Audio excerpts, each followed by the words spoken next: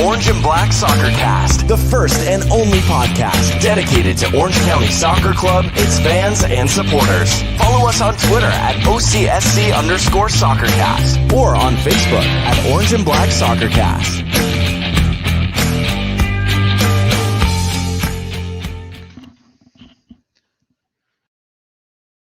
Oh, the technical difficulties continue.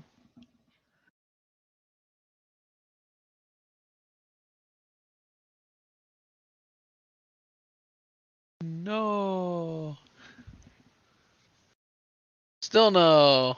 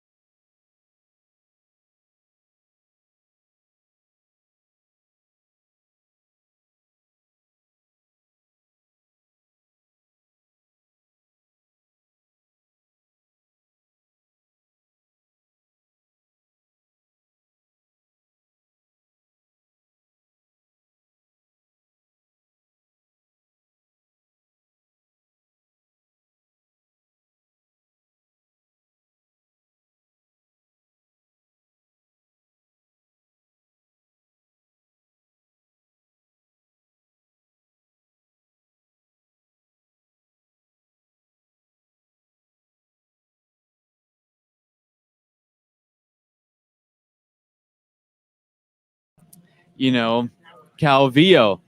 I think it's good to have alternative scoring options there. I mean, losing Damus is going to hurt, but I think definitely Orange County has that different edge to their game. And it was, despite, kind kind of weathering the storm a bit, still pretty professional and, winning without the other Ronaldo. All right, really quick, I want to jump on Brad and Dave. Can you all hear us? I can hear you now. Finally, we were on some technical craziness, and we're only 20 minutes into this. I want to jump to Dave really quick because I know he's on a time crunch. I promised we'd get him out in time to feed the dog. For those that don't recognize him, he was on our Western Conference preview special edition that we had previewing Tacoma. So we invited him back on really quick for this match here. Tacoma traveling down to Orange County to face the good guys here in the orange, blue, black, white, whatever color we are. Dave, Tacoma came away with a big victory in Orange County's first match of the season. How has Tacoma been since that match the last time they played Orange County? I think what you've seen with Tacoma Defiance is that at home, they're actually a good team. Currently undefeated at home. They played well. On the road in this Pacific Division, it can be tough, particularly they played at Phoenix, which they actually played well at. They've struggled with Vegas, which has been unfortunate, and they're still looking for their first road win. If they can play like they did at Phoenix, they might be able to challenge Orange County tonight. If they play like they did at Vegas both times, it's going to be better for you than it is for me. Yeah, Tacoma's last road win was a 4-0 victory in Portland on August 3rd, 2020. So that gives you a kind of perspective on Tacoma's road woes. But they're a much different team this year than they have been in the past. What have you noticed about, not necessarily like the young guns, but they seem to be playing pretty confidently. What's been the secret to their success? The real secret has been the switch to the 3-4-3. They play with the box midfield, so those two wide attacking players that you'll see them on the lineup graphic later, they really sit back more like attacking midfielders. And then the three center backs have actually played fairly well. Eric Kinsner, Taylor Mueller, and Tom Brewitt are good enough to win games as center backs in this league. What really determines the defensive success is if those defensive midfielders can have any sort of effort in slowing down the opposition. When they don't do it, Brewitt, Mueller, and Kinsner just get overwhelmed. But if they can slow the opposition down, then Tacoma looks solid. They've played okay against Galaxy 2 and against Phoenix Rising on the road. Those are kind of the games that they have to mimic tonight and try to steal a point, maybe even steal a win. I'm not too hopeful of that. I mean, let's be honest. Orange County is basically a 2 points a game team. They're outside of Phoenix Rising, and Orange County. Those are the top two in the division. And then San Diego Loyal has the points that kind of lie to you because they played so many more games than everybody else. So, some harsh criticisms for Alan's favorite team. But talking about Tacoma and maybe how they'll fare against Orange County tonight, it's kind of not a big secret. Eero Markkinen's currently the only fit striker at the club, and Orange County is a team that loves to stretch the field pretty wide and just play cross after cross after cross. And do you think that three center backs is enough to take care of a 6'6" striker? I think if you're going to try to cross it against Taylor Mueller, one of the most experienced center backs in USL Championship history, Tom Brewitt, who was with Liverpool for a little while. Eric Kinsner's built like those two, but I think he's only 18 still. I think crossing against those three center backs is a mistake. I would try to run it right up the middle against them. That's where other teams have had their success. And a high press tends to go well too. That's what Vegas stole a victory against Tacoma last weekend because their high press just led to a bad pass. Kinsner just gave it to Moskowski, and he had an easy finish. So to me, it'd be the high press would be the way to succeed against Tacoma, particularly when you go up against younger players. Force them into bad decisions, and they'll make them. That's why if they were good enough to not make bad decisions, they wouldn't be long in the Tacoma organization. Well, that's fair enough, and I hope our coaching staff has done the same amount of homework that you've done. Brad, do you have any questions?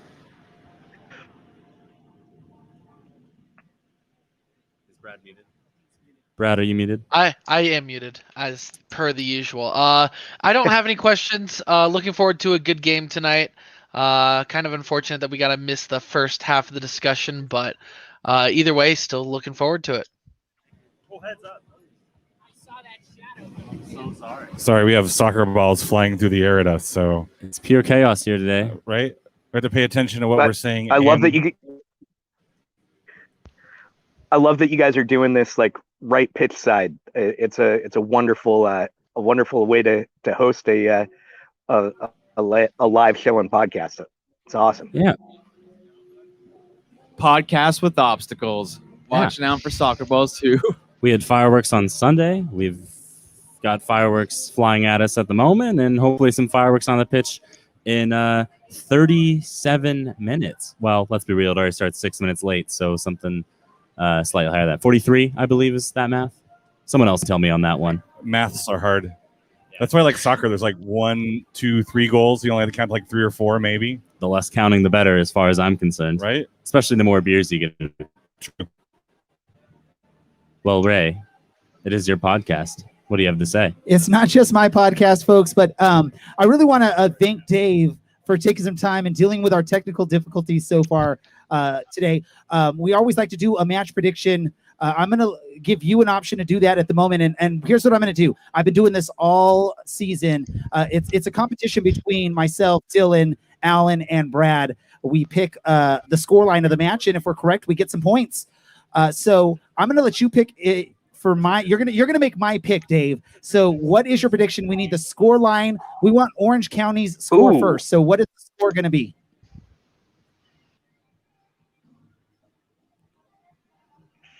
I'm going to 2 for Orange County today, and I'm feeling like Como with some offense might steal a road point, so I'm going to go 2. 2-2.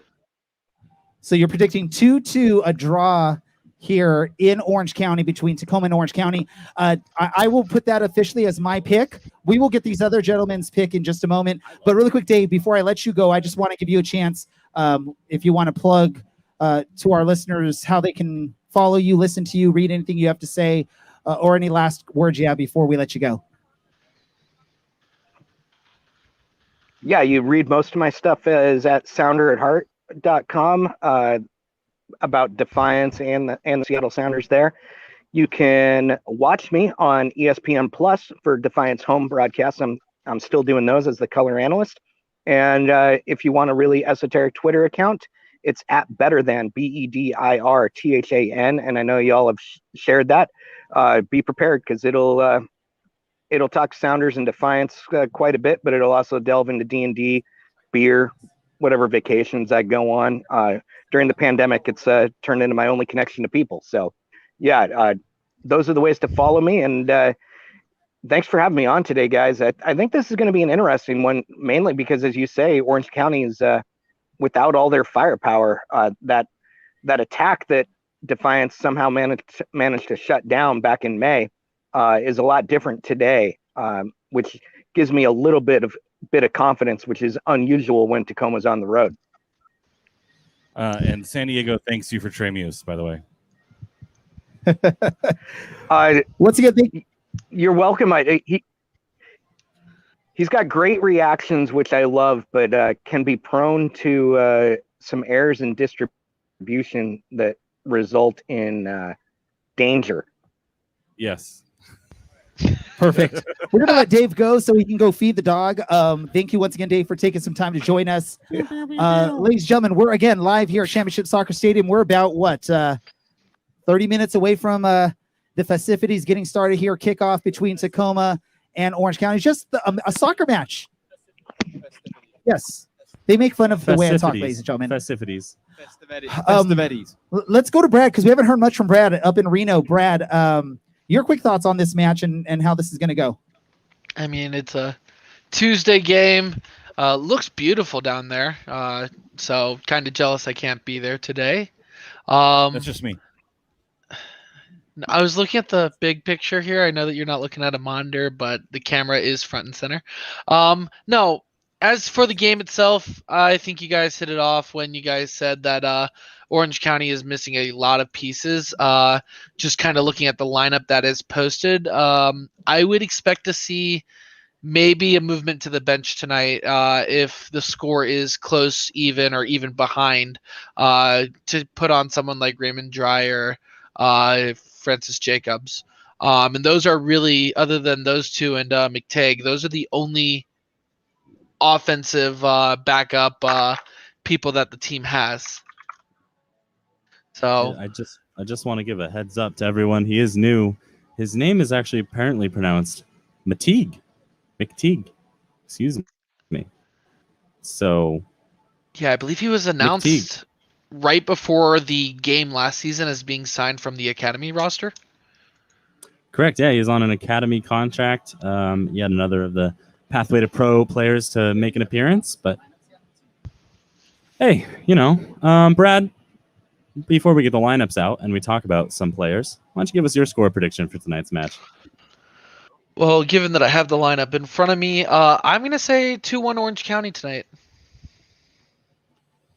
Yeah, that's not a bad shout. I think this is a big game that that Weehan can kind of reestablish himself. He was really hot early in the season, and then our friend Damus took over. Damu took over for the scoring like game. It seemed like, or multiple goals. 6 and 5. Yeah, but I think this is a really a big one for Chris Weehan to really kind of have a nice match out, and I don't think that 2-1 shout is that bad of a prediction there, Brad. Who do you think is going to score some goals, Brad? Personally, I would love to see Richard score one, kind of from just getting up the field. I think that run of play is going to be hugely important. Realistically speaking, Markkanen can get one.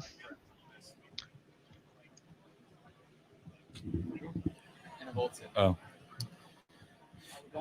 I think we're going still, but sure looks like it. We are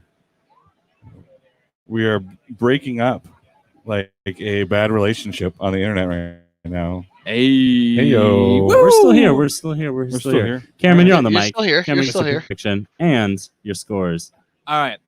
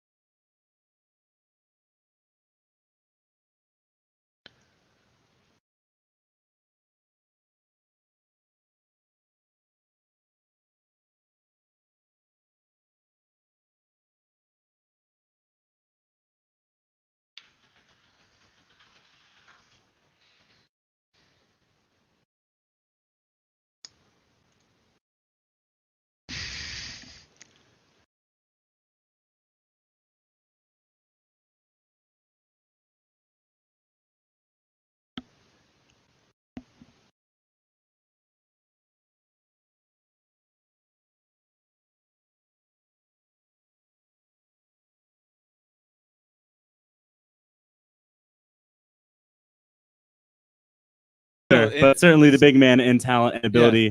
And we'd like to welcome Thomas Envolten to the show. Thank you. How are you feeling? I'm doing well. It's nice to be here with you guys, but I wish I could be on the field instead. Certainly. I wouldn't want to be in my own company anyway, so don't worry. Before we talk to you about Orange County stuff, Denmark tomorrow morning. How excited have you been watching the tournament so far? I mean, they've been doing really well. Actually, for me, the nationals have been doing really good. I think they were on a run for like 2 years without a defeat.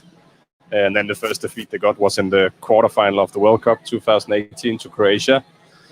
So they have a really strong team. But yeah, tomorrow's going to be a big test. So far, we also had a bit of luck with the draw. I mean, if you play Wales in the round of 16 and then you play Czech Republic in the quarterfinal, I mean, that's a pretty good draw. But tomorrow playing England at Wembley, that's gonna be a big test. Do you already have your food all picked out? Your spread to eat, or you just for tomorrow? Yeah. No, not really. Well, we hope it goes well for you. We won't tell any of the English players here or coaches. I'm sure there'll be some friendly ribbing. But you've missed a few weeks now due to an MCL, I believe. You were clearly quite annoyed when you came off the pitch, but you're a few weeks out now and a few weeks recovered. How are you feeling? Yeah, I feel pretty good. Recovery and the rehab is going really well. This week I start to run a bit faster, do some technical drills with the ball again. So I think the progress is going pretty good. So I hope in a few weeks I can be back, but I don't want to put a timeline on it. And as long as the team is keep winning and getting points, I'm not in a big rush. Fair enough. And certainly the team goal's the same, and that's to win the cup at the end of the season. But you might have to recalibrate some goals. So what are you hoping to get personally out of the rest of the season when you get back and fit on the pitch? Yeah, first of all, I can't wait to get back. It's been a long time I didn't play any games, and then I only got a few games in this season before I got my injury. So I can't wait to get it back out there and join the team again. Of course, it's a long season, and I think when I get back, we still have 18, 20 games to go before the playoffs start. So there is still a long season to go and to be played when I'm back. And of course, get in the playoff, and anything can happen when you get in there.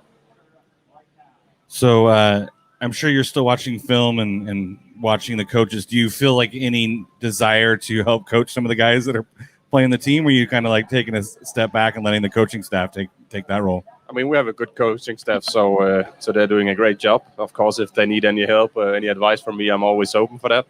But at the moment, I'm just like 100% focused on my rehab and to work as hard as I can every day to get back out there as quick as possible. Well, I was going to ask Cameron if he has any questions, but Cameron's shoveling some food into his face. So, oh, he's got one. All right. Is football coming home to Copenhagen? It could be. We're one of the 4 teams, but I mean, we're not the favorites of the 4 teams, but the way that the Danish team have been playing this tournament and this year, I mean, everything is possible. We have done it one time before, so I also saw Schmeichel today, like they all speak about it's coming home in England, but the Euro have never been in England. I mean, it's been in Denmark in '92, but England has never won the Euro. So, I mean, it can't come home to England, but it can come home to Denmark, where it's been for 2 years. So speaking of the Euros, right? There was the big news, or the big incident, or the big thing that happened on the pitch with Christian Eriksen. How is that? How do you think that's like motivated the club to sort of fight for him and basically try and win the cup in honor of him and what he's going through? Oh, that's what everyone say. After every game they have been winning and keep going forward. They always say, like, Eriksen is in our heart. He's very close to us. We still think about him when we're on the field. So, of course, I mean, it was a tough day for everyone on that team, for the whole country, for the whole football world. But, I mean, after they found out he was doing well, like his recovery is going good now, I think that gives them some motivation to go out and win for him. And you can also take, like, a parallel to the 92 teams. I know that was not the same with a heart injury. But one of the Danish players got a really, really bad injury in the first game where his like kneecap went totally out and was sitting on the side of his knee. Really bad injury. And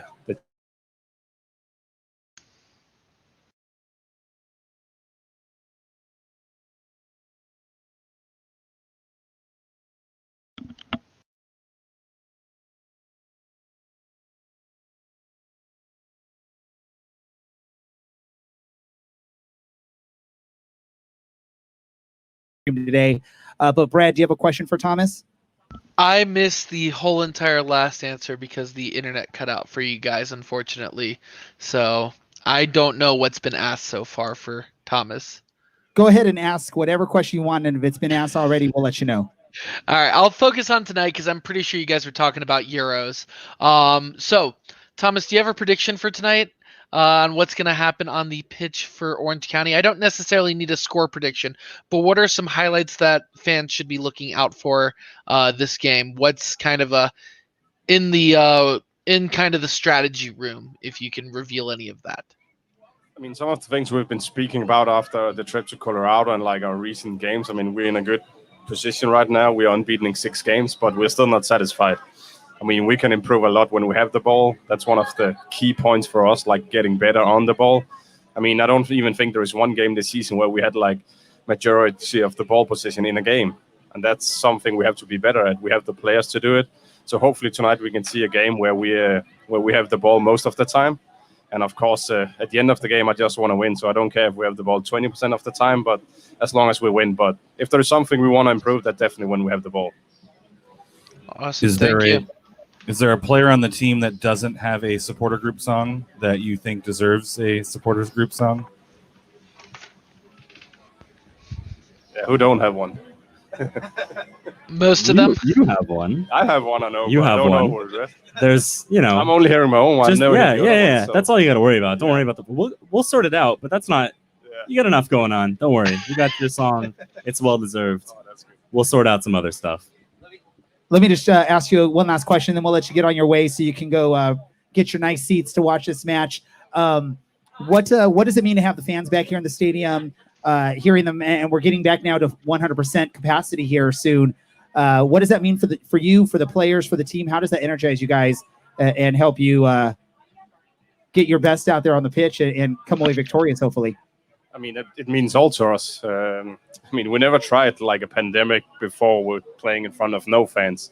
And that's where you really appreciate when you have the fans. I mean, maybe before you can take it a bit for granted now, then you always had the fans behind you. But then when you try a long period without them, then you really feel how important it is and how much they can give you the extra percentages when you need it on the field. So it's massive to us to have everyone back here. And hopefully you'll see that on the performance as well. Perfect. And any last words to the fans that are either listening, hopefully with the internet, they're getting to hear everything on here, or just, fans in general, any last messages that you want to share with them? Just be as loud as possible out there, help the team during the 90 minutes plus. That's what we want. We want to be a good team at home. That's really tough to beat, and the fans is a big part of that. Awesome. Ladies and gentlemen, that's a goal.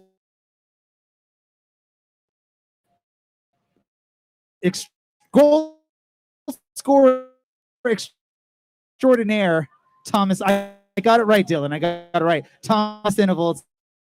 Thank you for joining us. And hopefully next time we get you on here, it'll be in a better circumstance without all these technical dip there, and we get you on the show in your recovery, and hope to see you out there again soon on the pitch. Thank you, guys. Take it easy. I'm excited to get him on again, for that late season Golden Boot run.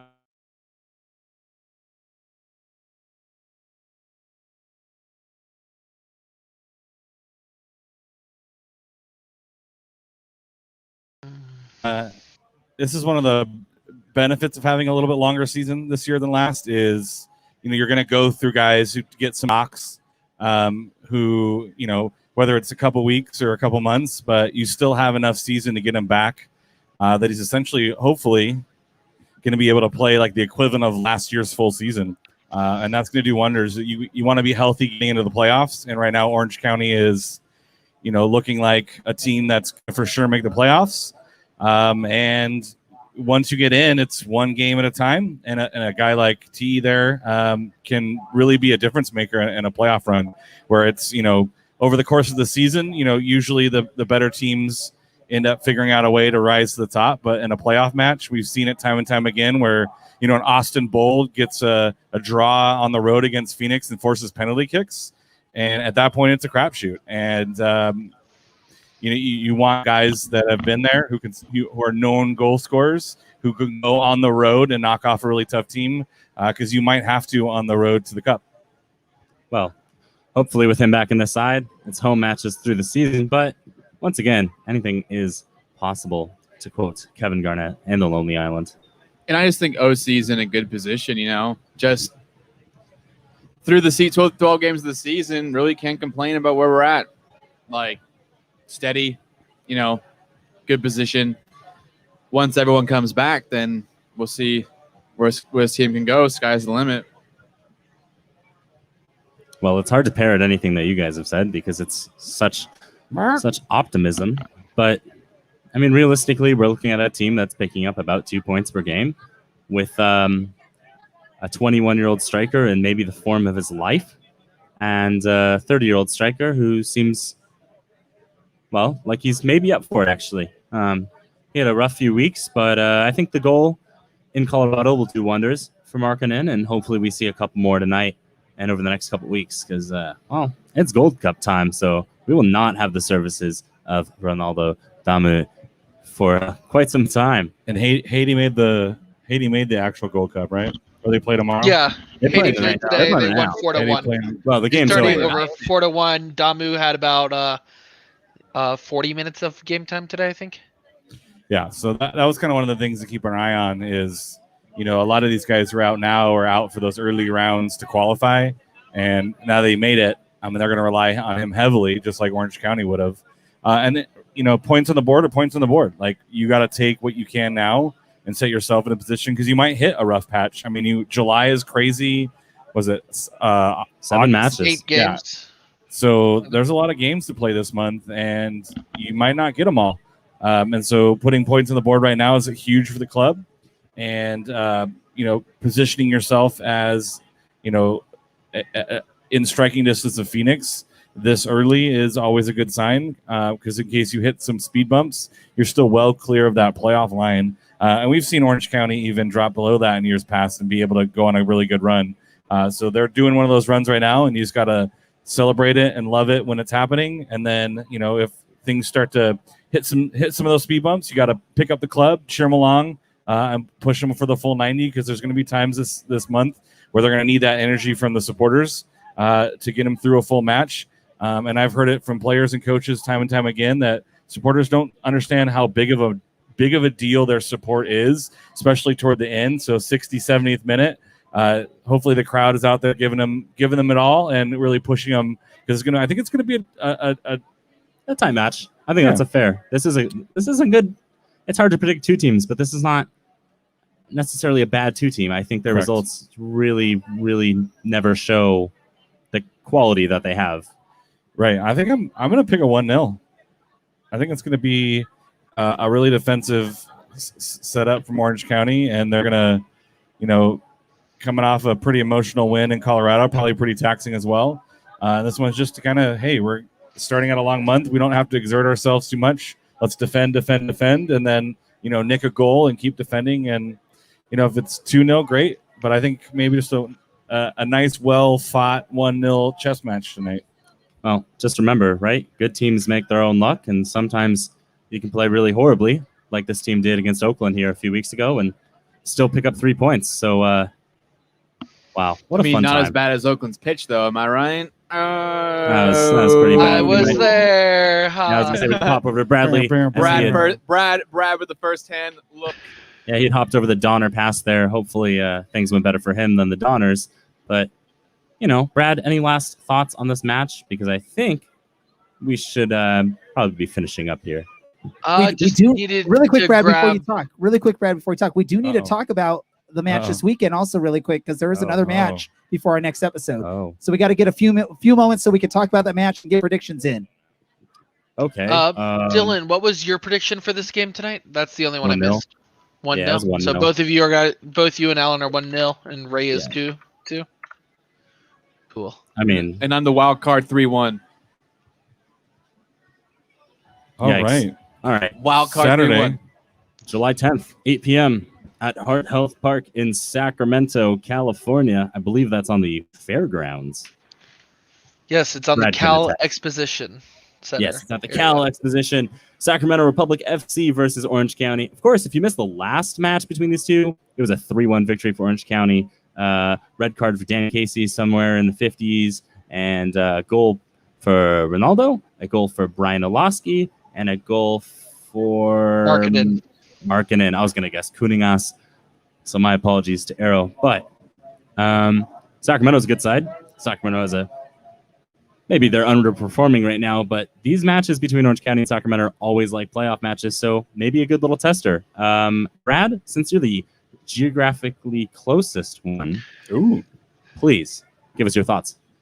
Yeah, this Sacramento team underperforming is actually not doing enough justice to just how Sacramento has been performing recently. Their last 3 matches were a 1-1 draw against the Loyal, where they eked a point out, I believe, at the last minute or 2. Yeah.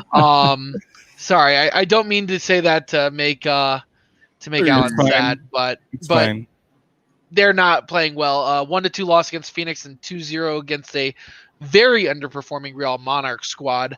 This team, everybody looked at them as a potential playoff team, and right now in 9 games they're averaging under a point in a game, and this is actually baffling for me because Sacramento is a team that, historically speaking, especially with a roster that hasn't changed too much, been better than this. And I don't know if it's just offensive woes or disorganization within the attack of the team, but clearly underperforming. And I look forward to, I will be at the game again this upcoming Saturday. I look forward to hopefully seeing Markkanen head in another goal right in front of me from the media area. This is an 8 o'clock kickoff, BT Dubs. Yeah, Sacramento missing out on MLS right now, looking like they might miss out on the playoffs, which is a tough hangover, right? No. Did he give a score prediction on that one, Brad? What do you think? I did not yet. I did not yet. I wanted to hear what you guys said. Tell us now. Do it. 3, 2, 1, go. 4-1 Orange County. Oh my! Hey. Wow. Hey yo! All right, well, My man. fellow hot take merchant over here / noise generator. Mr. Cameron, what are your thoughts on Sacramento? Quickly, because we don't got much time. Okay, Sacramento been May, Orange County been good, despite not playing well sometimes. I'm gonna say, it could be a greasy affair, really tight game. So It's gonna be a slippery affair. I think it's gonna be 2-1 Orange County. It's gonna be a hot, wet night and warm, dry Sacramento. Warm, dry Sacramento. Hey yo! Hey. All right, Alan. Yeah, I'm gonna go. I'm gonna go 2-2 draw. All right, Against I'm gonna say Sacramento. playoff match 2-1 Orange County, but it's gonna be a really tight game. It's not gonna be the end-to-end Euros kind of thing. Yeah, we've got greasy and tight going on here. So apologies to the families listening to this. Yeah. But let's be real. These games are always like playoff games. It's gonna be intense. This is gonna be like an extra time match in the Euros, kind of cagey, and it's gonna come down to defensive stability. And when you've got a 23-year-old center back lose his mind and pick up red cards. Lose his mind. Speaking of losing his mind, 2-1 Orange County. My mind is already lost after all the always technical gone. difficulties today. It's always gone. It's always crazy with these. We got lucky the last time we did one of these last month. It went pretty smooth. But, yeah, technical difficulties today. I'm going to say 2-1 Orange County over Sacramento will be my score prediction for that match. Way And to now copy. it's time for us to wrap things up. So really quick, random thought. Dylan. Or you can pass. Yeah, you got to come back to me on this one, man. Alan. I wish I wasn't so far behind in the score predictions, so I didn't have to pick random scores to try to catch up. Cameron. Just binge watch Ted Lasso. Great show. Excellent show. Everyone should go watch it. Season 2 is coming out pretty soon. I binge watched it, but I'm a goldfish. I forgot, so I'm going to watch it again. Hey, funny. Let's get it. Good callback to the show. Random thought for me is exhaust from a power generator is amazing. It makes your head just calm down. This is our best show yet. Yes. If you didn't know, we have a power generator right You guys behind. You could wanna- actually see it right behind Hang out. Alan there. And we're like downwind from it. So it's blowing right towards us this whole time. We're going to wrap things up here. I want to thank my normal host or co-host Dylan, Alan, Brad up in Reno. Cameron every so often joins us. Thank you, Cameron. And also want to thank Dave for jumping on here up from Tacoma. And last but not least, Thomas Envolten from Orange County Soccer Club. I want to thank him for joining us today. Apologize again for all the technical difficulties. Hopefully you got to hear most of this. I do not know if we'll be able to get a podcast form out of this because there was a lot of missing audio. But that's what happens when we try to do a live stream here from the stadium in a internet dead zone. We're doing it live. We're doing it live. Doing it live. It's a very popular reference, Ray. Okay, yeah. Apparently, I don't know a popular reference. Ladies and gentlemen, thank you for paying attention, listening to us, and hearing what we have to say. Enjoy the match tonight. Go Orange County. This is the Orange Black SoccerCast, and we are out.